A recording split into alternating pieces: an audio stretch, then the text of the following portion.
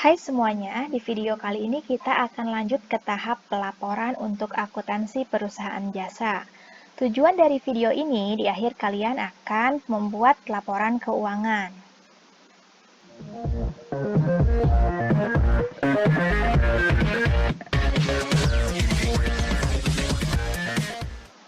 Nah, sebagaimana yang kita ketahui saat ini bahwa laporan keuangan ini adalah output dari siklus akuntansi. Nah, laporan keuangan ini terdiri dari setidaknya 4 laporan keuangan. Yang pertama adalah laporan laba rugi dan penghasilan komprehensif lain. Yang kedua, laporan perubahan ekuitas atau laporan perubahan modal. Yang ketiga adalah laporan posisi keuangan atau neraca. Dan yang terakhir adalah laporan arus kas atau cash flow statement. Pertama kita akan bahas terlebih dahulu laporan laba rugi. Kita contohkan dari ilustrasi berikut, Tommy seorang pengusaha roti. Ia melakukan usahanya di rumah. Nah, Tommy ini memperoleh penghasilan sebesar 3 juta rupiah. Nah, dalam usahanya tersebut, ia harus mengeluarkan pertama biaya listrik sebesar 500.000 rupiah, biaya perlengkapan sebesar 1 juta rupiah. Nah, apakah Tommy ini memperoleh laba atau rugi dalam usahanya? Nah, kita ketahui bahwa pendapatan merupakan penghasilan yang diperoleh oleh Tommy, yaitu 3 juta rupiah. Sedangkan biaya adalah beban, yaitu beban listrik sebesar 500.000 dan beban perlengkapan 1 juta rupiah. Berarti kita jumlahkan beban yang dikeluarkan oleh Tommy sebesar 1.500.000. Nah, pendapatan sebesar 3 juta, maka pendapatan yang diperoleh oleh Tommy lebih besar dari beban yang ia keluarkan. Maka Tommy memperoleh laba. Disebut laba jika pendapatan yang diperoleh lebih besar dari beban yang dikeluarkan. Dikatakan rugi jika pendapatan lebih kecil dari beban yang dikeluarkan. Nah, ini adalah bentuk laporan laba rugi single step. Jadi, laba rugi ini ada dua bentuk. Pertama adalah bentuk single step, yang kedua adalah multiple step. Bedanya apa? Untuk bentuk single step, nah, ini pendapatan dan beban usahanya itu tidak dipisahkan, digabungkan. Sedangkan untuk yang multiple step, nah ini adalah pendapatan dan beban usahanya itu dipisahkan antara pendapatan dan beban usaha dengan pendapatan dan beban di luar usaha atau non-operasional. Nah, ini adalah dua bentuk dari laporan laba rugi. Kita akan mulai buat untuk laporan laba rugi CV Kopsis. Contohnya, nah yang kita butuhkan adalah pertama neraca lajur. Kalian lihat pada kolom laba rugi di sini, laba rugi ya. Ini yang kalian butuhkan untuk membuat laporan laba rugi. Yang kita butuhkan adalah akun-akun pendapatan dan akun-akun beban dengan nomor akun 4 dan 5. Lalu kita masukkan ke dalam format yang pertama, format single step. Nah, ini yang tadi dalam neraca lajur, pendapatan ada pendapatan jasa, ada pendapatan bunga, pendapatan sewa. Kalian jumlahkan, ada 60 juta, kemudian bebannya ada apa saja di neraca lajur. Kalian tulis di sini ada beban gaji, beban perlengkapan kantor, beban asuransi, dan beban penyusutan kendaraan. Kemudian kalian jumlahkan. Nah, apabila pendapatannya itu lebih besar dari beban, maka disebut laba bersih. Selanjutnya kita buat untuk multiple step. Nah, multiple step ini dipisahkan antara pendapatan operasional atau pendapatan usaha dengan pendapatan non-operasional atau pendapatan di luar usaha. Jadi yang tadinya di single step ada 3 pendapatan, nah ini pisahkan. Kenapa dipisahkan? Ini untuk memperjelas dari mana sih laba atau rugi kegiatan usaha tersebut. Nah, ini kita buat untuk pendapatan operasionalnya ada pendapatan jasa, kalian tulis pendapatan jasa 50 juta. Kemudian ada beban operasionalnya atau beban usahanya apa saja sih? Ada beban gaji, beban perlengkapan kantor, beban asuransi, dan beban penyusutan kendaraan. Nah, kalian jumlahkan beban operasionalnya. Lalu, kalian jumlahkan antara pendapatan operasional dengan beban operasional. Ketika pendapatannya lebih besar dari beban operasionalnya, maka laba. Nah, di sini kita lihat pendapatannya itu lebih kecil daripada beban yang dia keluarkan. Maka ini ditulisnya harusnya ini rugi operasional. Lalu, kita lihat dulu di non-operasionalnya. Ada pendapatan bunga dan pendapatan sewa. Kalian jumlahkan. Ada pendapatan operasional 10 juta.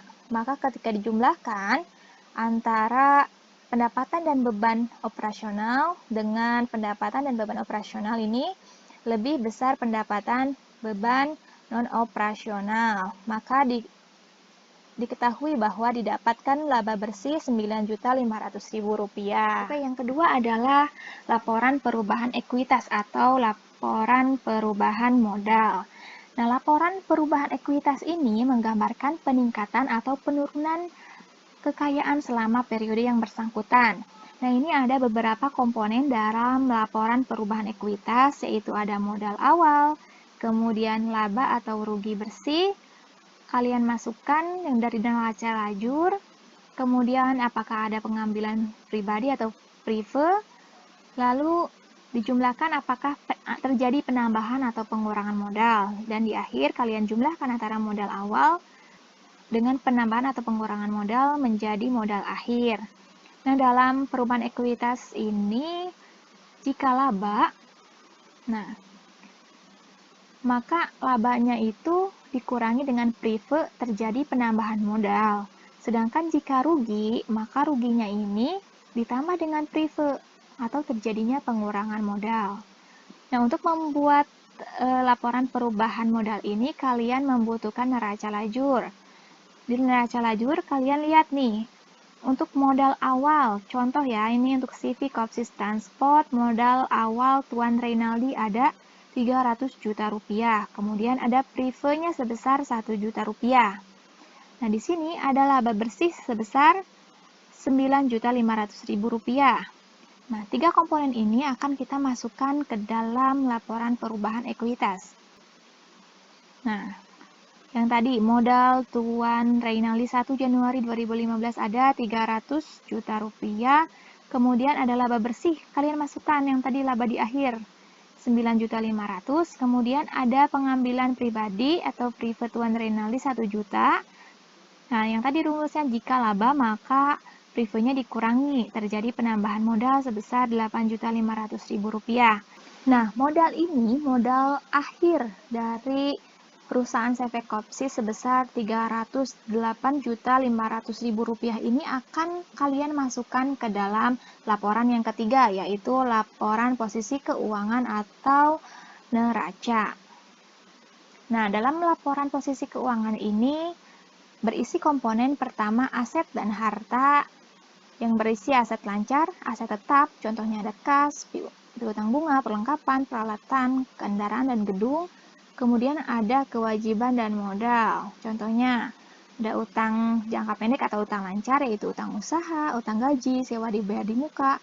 Utang jangka panjang ada utang bank, kemudian ada komponen modal. Nah, ini adalah neraca bentuk skonto atau account form. Nah, bentuknya ini seperti ini. Ada pertama, identitas. Nih ada identitas laporan. Kalian tinggal tulis nama perusahaannya, kemudian laporan posisi keuangan atau neraca, dan ini periodenya, periode tahun berapa. Nah, kalian ingat bahwa sebelah kiri ini kalian isi aset, kemudian sebelah kanan ini kalian isi kewajiban dan modal. Nah, untuk akun-akun aset, kalian pisahkan antara aset lancar berapa, kemudian aset tetap berapa. Di akhir kalian jumlahkan aset, kemudian kewajiban, ini ada utang lancar atau utang jangka pendek kalian jumlahkan, kemudian utang jangka panjang kalian jumlahkan. Kemudian terakhir ada komponen modal, kalian jumlahkan. Ini modal dari laporan perubahan ekuitas atau laporan perubahan modal tadi, ada Rp308.500.000. Kedua ada neraca bentuk staffel atau report form. Nah, ini lebih memanjang. Bedanya tidak ada kiri kanan antara aset atau kewajiban hutang, tapi ini laporannya ke bawah. Nah, aset kalian tulis aset lancar, aset tetap, jumlah aset, kemudian kewajiban kalian lanjutkan. Ini seperti laporan ya, memanjang. Kita buat untuk civic COPSIS, kita butuh neraca lajur nih. Dalam neraca lajur, kalian lihat kolom ini, kolom neraca ya. Kolom neraca, nih ada aset kas, pelengkapan kantor, asuransi kendaraan, kemudian komponen utang, nih komponen sewa diterima di muka ini termasuk utang ya, ada utang bank, kemudian ada aset piutang bunga, akumulasi penyusutan kendaraan, dan ada komponen utang. Kita masukkan ke dalam pertama bentuk kontrol dulu atau account form. Nah, bentuknya seperti ini. Ingat sebelah kiri aset, sebelah kanan adalah kewajiban dan modal. Kalian masukkan tadi nih dari neraca, ada kas, piutang, perlengkapan asuransi, ini aset lancar jumlahkan. Kemudian aset tetapnya nih ada kendaraan, akumulasi penyusutan kendaraan. Kalian jumlahkan menjadi jumlah aset Rp417 juta. Sebelah kanan ada komponen kewajiban atau utang.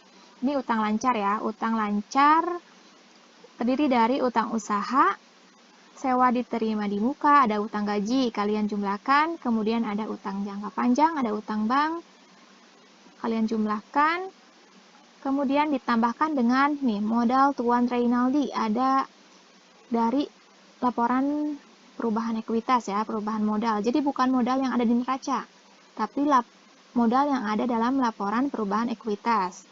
Nah, kemudian kalian jumlahkan bahwa sebelah kiri komponen aset itu harus balance dengan sebelah kanan komponen kewajiban dan modal. Ini balance ya, sebesar Rp417 juta. Kemudian selanjutnya ada bentuk staffel. Nah, bentuk staffel kalian tinggal buat memanjang saja. Kalian isi nih aset, berapa jumlah asetnya, kemudian kewajiban utang, berapa jumlah utangnya, tambahkan dengan modal. Nah, ini sama hasilnya, Rp417 juta. Yang terakhir nih ada laporan arus kas atau cash flow statement. Nah, ini adalah bentuk laporan arus kas. Ada identitas perusahaan. Di sini Ibu contohkan untuk civic COPSIS Trans. Nah, laporan arus kas ini menggambarkan informasi mengenai aliran kas masuk dengan aliran kas keluar. Artinya apa? Ini menggambarkan dari mana sih kas itu didapatkan atau sumber kasnya, kemudian untuk apa sih kas itu dikeluarkan atau digunakan. Nah, ini saldo kas akhir periode ini Rp192.100.000 ini harus sama dengan akun kas yang ada dalam neraca, bahwa hasil akhirnya adalah Rp192.100.000. Oke, step by step cara mudah membuat laporan keuangan sudah saya sampaikan. Silakan cek di kolom deskripsi untuk mendapatkan materi dari video ini. Jika ada pertanyaan, silakan kalian isi kolom komentar atau kalian bisa submit di Schoology. Dan jika Anda merasa video ini bermanfaat untuk Anda dan orang yang Anda kenal, silahkan like dan share video ini. Dan untuk mendapatkan video terbaru dari channel ini, silahkan subscribe dan klik tombol loncengnya ya. Saya Triwulansari, Guru Ekonomi SMA Yapera. Terima kasih.